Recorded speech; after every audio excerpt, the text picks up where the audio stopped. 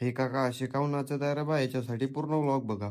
तर जय श्रीराम मित्रांनो, मी डीजे कास्ता काळ. तर आपल्याला आज जायचं होतं कारंजा लाड येथे. सकाळची 9 वाजताची बस पकडून कारंजाची तिकीट काढली आणि निघालो कारंजाकडे. 1 तासाचा प्रवास करत करत आणि निसर्गाचा आनंद घेत घेत आपण पोहोचलो कारंजा नगरीमध्ये. तर आज आपल्याला ऑर्डर होती आपल्या लाईट शोवर. बसमधून खाली उतरून आपण गेलो शिवमदाच्या रूमवर. शार्पीच्या पेट्या गाडीत भरून शिवमदा, रोहनदा आणि भैयू आम्ही निघालो थेट नेरकडे. तर आम्ही निघालो होतो दारवा रोडनं नेरसाठी. तर आज आपल्याला ऑर्डर होती आप्पा साऊंडवर. नेरमध्ये नाश्ता करून आम्ही निघालो थेट पिंपरी झऱ्या गावाकडे.